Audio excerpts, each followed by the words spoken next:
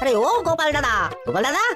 এই সকাল সকাল কি আবার পিছু ডাকলো? আরে আমি গো, আমি। আমি তো আমি নামে কাউকে চিনি না। আর তুমি একটু পেছন ফিরে তাকাও তো। আমি তো সামনে যাচ্ছি, পিছনে তাকাবো কেন? ঠিক আছে, তাহলে আমি তোমার সামনে আসছি। আরে দৌড়াচ্ছ কেন? হ্যাঁ, আরে দাঁড়াও দাঁড়াও বলছি, দাঁড়াও, নইলে কিন্তু আমি মহারাজের কাছে যাব। হ্যাঁ। ও ভোলা তুমি? আরে আগে বলবে তো, আমি করছিলে কেন? একদম কথা ঘোরাবে না গোপাল দাদা। এবার বলো কি বলছি। দেখো, আমি তোমাকে আগের বছর 50 মোহর ধার দিয়েছিলাম। এ কি, তোমার তো মিষ্টির দোকান, ধার দিলে তো লোকে ছুরি কাঁচি ধার দেয়, তুমি মোহরে ধার দেওয়ার ব্যবসা শুরু করেছো কবে থেকে বলো দেখি? আবার কথা ঘোরানো শুরু করেছো। হ্যাঁ, আমি এবার কিন্তু সত্যি মহারাজের কাছে যাব। আরে মজা করছি তো। আরে বারবার আমাদের মধ্যে মহারাজকে টেনে আনার কি দরকার বলো তো? সে না হয় টানলাম, তবে তুমি ওই আমার 50 মোহর সুদ সহ কবে ফেরত দেবে বলো তো? আর কিন্তু তোমার হাতে ওই 1 সপ্তাহ সময় আছে। হ্যাঁ। 1 সপ্তাহ মানে কতদিন ভাই? 7 দিন, 7 দিন। 7 দিন?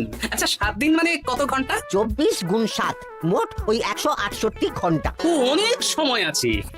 দেখো গোপাল দাদা, তোমার সাথে কিন্তু আমার ওই কাগজে কলমে লিখিত পরিত আছে। হ্যাঁ, যদি ওই সময়ের মধ্যে তুমি আমার কাছ থেকে নেওয়া ওই অর্থ আমাকে ফেরত না দিতে পারো, তাহলে কিন্তু তোমার ওই বাড়ি ঘর সব আমার হয়ে যাবে। হ্যাঁ। হ্যাঁ হ্যাঁ, মনে আছে মনে আছে। এখন রাজসভায় যাই, 168 ঘন্টা পেরিয়ে গেলে চলে এসো, কেমন? বেশ, কথাটা মনে থাকে যেন। হ্যাঁ, তখন আর কিন্তু কোনো চালাকি করতে যাবে না, আমি সোজা মহারাজকে বলে দেবো। ঠিক আছে ঠিক আছে। দেখুন মহারাজ, নিজের চোখেই দেখুন, সবাই হাজির, শুধু গোপাল ধা। সত্যি গোপাল ইদানিং আবার দেরি করে আসা শুরু করেছে। ওকে আচ্ছা করে ধোলাই দিন, তাহলেই চলে আসবে। কাজের কাজ তো কিছু করে না, শুধু বসে থাকে, তাতেও এই। যা বলেছেন মন্ত্রী মশাই। আমার মতে গোপালকে রাজসভাতেই বেঁধে রাখুন, তাহলে আর বাড়িতে যেতেও হবে না, আর দেরি করে আসবেও না। রোজ রোজ গোপাল করে রাজসভায় আসতে দেরি, তাই এবার তার পায়ে পড়াতে হবে বেড়ি। এই তো মহারাজ চলে এসেছি। আর বলবেন না, রাস্তায় ভোলা মহারাজ চেপে ধরছিল। থাক, আর অজুহাত দিতে হবে না। নেহাত ভাগ্যের জোরে এই রাজসভার চাকরিটা পেয়েছিল। মহারাজ ভালো মানুষ, তাই তোমাকে পুষছেন। আচ্ছা আপনি কি বলতে চাইছেন কি? আমি বলতে চাইছি যে মহারাজ যদি তাড়িয়ে দেন, তাহলে তোমার কি কিছু করে খাওয়ার যোগ্যতা আছে গোপাল? আপনার নিজের যোগ্যতা আছে? আছে বলেই বুক ফুলিয়ে বলছি। হ্যাঁ, মন্ত্রী এটা একটা ভালো প্রসঙ্গ তুলেছে। আমার রাজসভার সকল সভাসদদের বলছি, যদি কোনো কারণে তোমাদের চাকরি চলে যায়, তাহলে তোমরা কি করবে একবার ভেবে দেখেছো? না মহারাজ, ভাবনাটা আমি সঠিক সময় কাজে লাগাই, ওই অকারণে ভেবে মাথা খারাপ করতে চাই না। আহা, রাজসভার চাকরিটা তো তোমাদের পেশা। এই পেশার বাইরে তোমরা কে কি করতে পারবে? দেখুন মহারাজ, আমি তো ভেবেই দেখেছি যে যদি রাজসভার চাকরি না থাকতো, তাহলে আমি ব্যবসা করতাম। আমি মহারাজ যদি বিজ্ঞানী না হতাম, তাহলে শিক্ষা দান করতাম। আমি তো ছবি আঁকতাম, কলম না থাকলে আমি তুলি ধরবো। আমি কামারশালায় কাজ করতাম। আমার তো ছোটবেলায় মূর্তি বানানোর শখ ছিল, আমি মৃৎশিল্পের কাজ করতাম। কি গোপাল, এবার তুমি বলো। সবাই তো কিছু না কিছু বিকল্প ভাবনা চিন্তা করে রেখেছে। দেখুন মহারাজ, অনেক ভেবে দেখলাম আমার কাজ তো ভাড়ামো, তাই আমি লোক হাসিয়েই পয়সা রোজগার করবো। আর বিশেষ কোনো গুণ তো আমার মধ্যে খুঁজে পাচ্ছি না মহারাজ। বেশ, আমি একটা ছোট্ট পরীক্ষা নেব। আজকের পর থেকে আগামী 7 দিন, আর এই 7 দিন তোমরা তোমাদের যা মন চায় সেটা করে রোজগার করবে। আমি তো খেতে ভালোবাসি। তাহলে খাবে। গোপাল হয় মুখ খুলে থাকে, নইলে চোখ বন্ধ করে। ও শুধু দুটো কাজই ভালো করতে পারে। আর 7ম দিনের শেষে বিচার হবে কে কত রোজগার করেছে।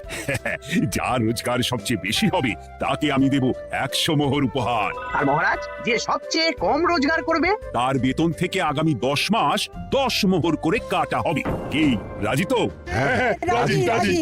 আমি জানি যে গোপাল ফুটো করিও রোজগার করতে পারবে না, তাই গোপালই হারবে। বেশ, আর যদি অন্য কেউ হারে? তাহলে আমি নিজের বেতন থেকে তাকে আগামী 10 মাস 10 মোহর করে দেব। ব্যাস, এবার তোমরা কাজে লেগে পড়ো।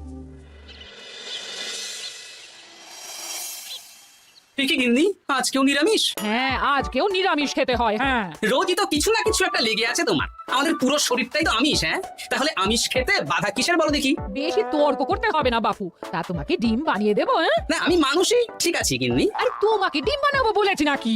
আমি বললাম তোমার জন্য ডিম বানিয়ে দেবো। জন্যটা তো বলনি তখন। আরে তাড়াতাড়ি দাও তাড়াতাড়ি দাও, এখন কদিন শুধু খাবো আর ঘুমাবো। 7 দিন ছুটি। ছুটি মানে? সেসব পরে বলবো গিন্নি, যাও গিয়ে ডিম সেদ্ধ বসাও। আরে করছোটা কি? বাড়িতে যা মোহর আছে সব তুলে কোথায় নিয়ে যাচ্ছো? আড়ত বাজারে। কেন কেন? তুমি আড়তে দিয়ে কি করবে? আর তাই কিনে নেব। কেন? তাহলে খোলা বাজারের সব ব্যবসায়ী আমার কাছে আসতে বাধ্য হবে, আর আমি ভালো মুনাফা রেখে সব বিক্রি করব। কি রাজবাড়ি সুখে চাকরি ছেড়ে দিলে নাকি? না না না, এখন 1 সপ্তাহ ব্যবসা করে মহারাজের কাছে আমার যোগ্যতা প্রমাণ করব। সব পরে বুঝিয়ে বলবো। হ্যাঁ, আমি আপনাকে সব শিখিয়ে দেবো। তাহলে ভাই ওই আগামীকাল সকাল থেকে কাজে লেগে পড়বো, কেমন?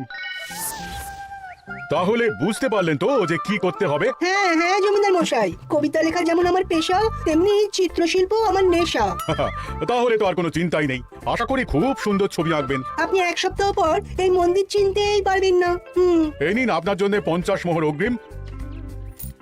মন্দিরের চিত্রকলা শেষ হয়ে গেলে আরো 50 মোহর দেবো, ঠিক আছে? বেশ।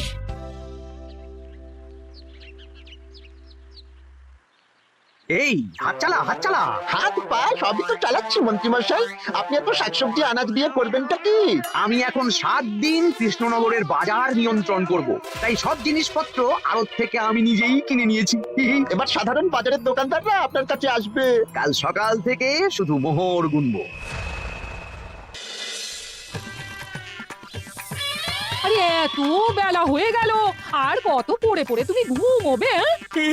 এত লম্বা ছুটি পেয়েছি, এখন তো বিশ্রাম নিতেই হবে গিন্নি। কিন্তু পুকুর ঘাটে গিয়ে তো আমি অন্য কথা শুনলাম। তুমি আবার কি শুনেছো? তোমাদের মহারাজ নাকি বলেছেন আগামী 1 সপ্তাহ তোমরা সকল সভাসদেরা ওই সকল সভাসদেরা নিজের ইচ্ছে মতো কাজ করে রোজগার করব। আমার কাজ তো ভাড়ামো করা, তাই ভাড়ামোর সুযোগ এলে সেটাই করব। কিন্তু যদি সুযোগ না আসে, তাছাড়া যার রোজগার সবচেয়ে কম হবে তার তো বেতন থেকে 100 মোহর কাটা হবে গো। এই খবর পেয়ে গেছো? বাবা, পুকুর ঘাট না পরনিন্দা পরচর্চা কেন্দ্র? হ্যাঁ, ওসব বাজে কথা বাদ দিয়ে কোনো কাজ শুরু করো, কাজ শুরু করো। এরকম গা এলিয়ে শুয়ে থাকলে ভগবান এসে তোমাকে পয়সা দিয়ে যাবে না গো। গোপাল দাদা, ও গোপাল দাদা, বলছি গোপাল দাদা, কি খবর গো? এই তো গতকাল তোমার সাথে কথা হলো, আজ একেবারে বাড়িতেই চলে এসেছো। তোমার যা হালচাল তাতে তো মনে হচ্ছে ওই কদিন পরে বাড়িটা আমারই হবে। আর সেই আশাতেই বসে থাকো। এই ভোলা ময়রা এসেছে কেন গো? এসব কি বলছে? মা ঠাকুরুন, আপনার কাছে আর কি লুকাবো? বহুদিন আগে গোপাল দাদা আমার কাছে 50 মোহর ধার নিয়েছিল। সেই ধারের থেকে 5 মোহর এখনো আমাকে শোধ করেনি। সে কি?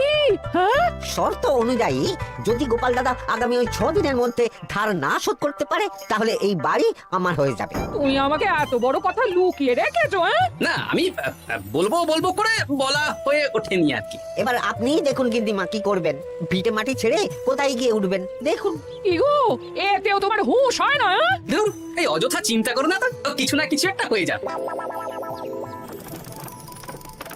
বাবা পণ্ডিত মশাই, আপনি তো এর মধ্যেই কাজ শিখে গেছেন। আমি তো ছোট থেকেই মাটির পুতুল বানাতে ভালোবাসতাম। বিভিন্ন দেবদেবীর মূর্তি নিজেই বানাতাম, তারপর পুজো করতাম।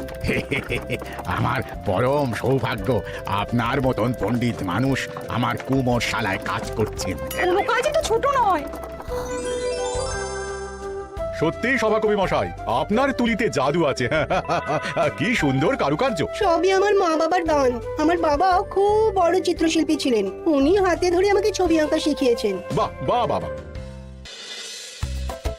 এই যে পুটি, আজকে তো একটা মজার জিনিস শেখাবো। কি জিনিস? নয়ের নামটা তো তোরা পড়েছিস? হ্যাঁ। বল তো। 9 একে 9, 9 দুগুণে 18, 3 9 27, 4 9 36। ঠিক আছে ঠিক আছে, এবার থাম। পুরো মুখস্থ। সে তো বুঝতেই পারছি। এবার মজার জিনিসটা দেখ। 9 কে 9, 9 দুগুণে 18, 18 মানে কি? 1 10 8। হ্যাঁ, এবার 1-এর সাথে 8 যোগ কর, কত হয়? 9 3 9 কত? 27। 2-এর সাথে 7 যোগ করলে কত হয়? 9। 36-এর 3-এর সঙ্গে 6 জুড়লে 9। আরে বাস, দারুণ তো। হ্যাঁ, হ্যাঁ।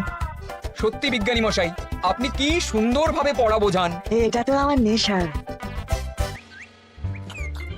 বলছি, তুমি তো দিব্যি বাড়িতে বসেই আছো, কিছুই তো করছো না।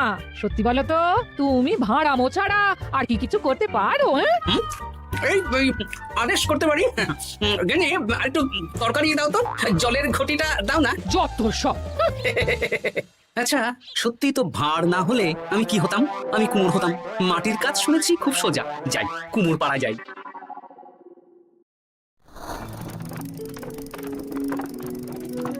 আমার কি সৌভাগ্য রাজসভার দুজন সভাসদ আমার সঙ্গে কাজ করছে। আচ্ছা এইভাবে ঘোরাবো? এই যা হলো না এটা কি মুড়ির মোয়া নাকি? দাও আমাকে করতে দাও, তুমি অন্য কিছু করো। বলো গোপাল দাদা কি দেবো? মুড়ির মোয়া, তিলের নাড়ু? আমি কিনবো না গো, বানাবো। হ্যাঁ কি বানাবে? ওই মুড়ির মোয়া কদিনের জন্য আমার একটা কাজ দরকার, বুঝলে? তা বেশ, তাহলে এসো, এই পিছনেই আমার কারখানা, গুড় মুড়ি সব রাখা আছে, বানাও। এই দেখো, এই যে গুড়ের হাঁড়ি আর ওই যে মুড়ির বস্তা, এবারে বানাও। বেশ। আমি তবে সামনে দোকানটা সামলাই।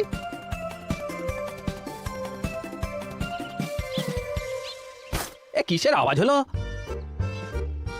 আরে আরে আরে, এ কি করলে গোপাল দাদা? আর বলো না, ওই গুড়টা ঢালতে গিয়ে হাঁড়িটা হাত ফসকে পড়ে গেল। এই তুমি যাও তো, তোমাকে কিচ্ছু করতে হবে না, যত সব বিপদ বাড়ানো।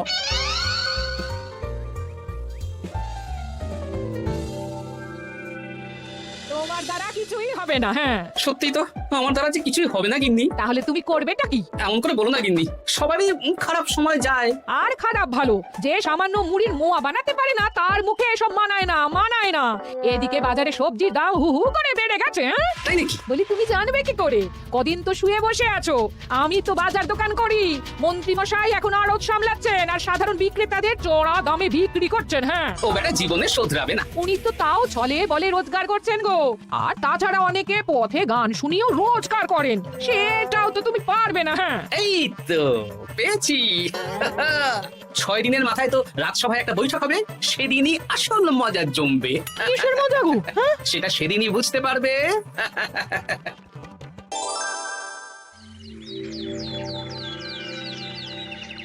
তারপর বলো, আজ তো ষষ্ঠ দিন, আজ অবধি তোমরা কে কত কত রোজগার করেছো? মহারাজ, আমি এখনো অবধি 200 মোহর। বাহ বাহ বাহ, আমি মহারাজ 15 মোহর। আমি 5 মোহর। বিভিন্ন বাড়িতে বাচ্চাদের পড়াচ্ছি, শিক্ষাদান করছি দিনরাত। সেনাপতি, আমি 10 মোহর পেয়েছি, আরো পাবো। আমি 50 মোহর অগ্রিম পেয়েছি, আরো পাবো আগামীকাল। বাহ বাহ বাহ, সবাই তো ভালোই রোজগার করেছো। আর গোপাল, তুমি বলো। মহারাজ, আমি এখনো অবধি কোনো রোজগার শুরু করিনি। আমি আগেই বলেছিলাম গোপাল একটা কানা করিও রোজগার করতে পারবে না। আসলে মহারাজ, আমি আজ সকালেই আমার প্রতিভা খুঁজে পেলাম। তোমার আবার কি প্রতিভা? আমি ভালো গান গাইতে পারি মহারাজ। আমার ছোট্টবেলার ইচ্ছে ছিল আমি রুদ্ধদ্বার সভা করব, গান গাইবো, আর দর্শক বা শ্রোতারা আমার গান শুনে আমাকে পয়সা দেবে। বাহ বাহ বাহ, তা শোনালি না কেন? আমি চাই আপনারা সবাই আমার বাড়িতে আসুন, আমার গান শুনুন। এই না না না না না, তোমার গান শুনে অর্থ ব্যয় করতে পারবো না গোপাল। যদি শোনাতে হয় তো বিনামূল্যে শোনাও। তুমি ভেবেছো কায়দা করে গান শুনিয়ে রোজগার করবে? সেসব চালাকি কিন্তু চলবে না। না মহারাজ, আমার গান শুনতে আসার জন্য একটা কানা করিও খরচ করতে হবে না। আমি বিনা পারিশ্রমিকে গান শোনাবো। বেশ, তাহলে কবে শোনাবে বলো? এখনই চলুন, শুভস্য শীঘ্রম। আবার যেতে হবে কেন? এখনই শোনাও। আমার আবার নিজের বাড়ি ছাড়া প্রতিভা বিকশিত হয় না। বেশ তো, এই কদিন টানা কাজ করেছি, তোমার গান শুনে মনটা যদি ফুরফুরে হয়ে যায়, ভালো তো। চলো গোপাল। আসুন আসুন, সবাই ভিতরে আসুন, আসন পাতা আছে, সবাই বসুন। নাও, এবার গান শুরু করো। দাঁড়ান মহারাজ, আমার গান আমি বাইরের লোককে শোনাতে চাই না। কু কু বাবা, আমার কোকিলের মতন আওয়াজ করছে। কু। নাও নাও, শুরু করো।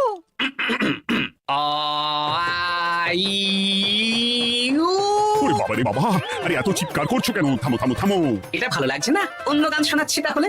আকাশে মেঘে বাতাসে বায়ু, জ্যোতিষী বলেছে আমার 100 বছর আয়ু।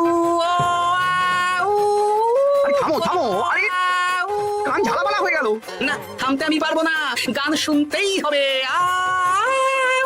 ওরে ওরে বাবা রে বাবা, এই কানে তালা লেগে গেল, আমি পালাই। পালাতে পারবেন না, বাইরেও তালা দেওয়া আছে। বাইরে তালা খুলতে বলো। বাইরে বেরোতে হলে প্রত্যেককে 100 মোহর দিতে হবে। আমরা তো আগেই বলে দিয়েছি, তোমার গান শোনার জন্য কোনো পয়সা দিতে পারবো না। এটা তো গান শোনার জন্য নয়, বাইরে যাওয়ার জন্য। আমার গান শুনতে আসার জন্য কোনো অর্থ লাগে না। গান শুনে বাইরে বেরোতে গেলে অর্থ লাগবে, জনপ্রতি 100 মোহর মাত্র। কি জ্বালা তোর? 6 দিন, নইলে আবার শুরু করছি। থামো থামো। আপনারা কি সবাই দেবেন না এখানেই থাকবেন? এই আরে আমার কাছে এখন 50 মতন মোহর আছে। আমার কাছে 5 মোহর আছে। সে আমি লোক পাঠাচ্ছি আপনাদের সবার বাড়িতে, পুরো অর্থ পাবো, তারপর সবাইকে ছাড়বো। আচ্ছা, এটা কি ঠিক করলে গোপাল? দেখুন মহারাজ, আমি কথা নিয়ে খেলি। সব সভাসদেরা 6 দিন খেটে যা না রোজগার করেছে, আমি শুধু বুদ্ধির জোরে আর ভাড়ামো করে ঘন্টা খানিকের মধ্যে তার থেকে বেশি রোজগার করে নিলাম। যদিও এখনো একদিন সময় আছে। সত্যি গোপাল, তোমার বুদ্ধির জবাব নেই। মন্ত্রী মশাই, যে সবচেয়ে কম রোজগার করবে আপনাকে কিন্তু তাকে আগামী 10 মাস 10 মোহর করে দিতে হবে। হ্যাঁ নয় হ্যাঁ, এরকমই তো তুমি মুখ বড় করে বলেছিলে। গিন্নি কই গো, ভোলাকে ডেকে আনো, ওর ধার আজকেই শোধ করে দেব। হ্যাঁ যাচ্ছি। হ্যাঁ, আমরাও যাচ্ছি। গোপাল, কালকে রাজসভায় এসে তোমার পুরস্কারের অর্থটাও নিয়ে যেও। সে তো নিশ্চয়ই।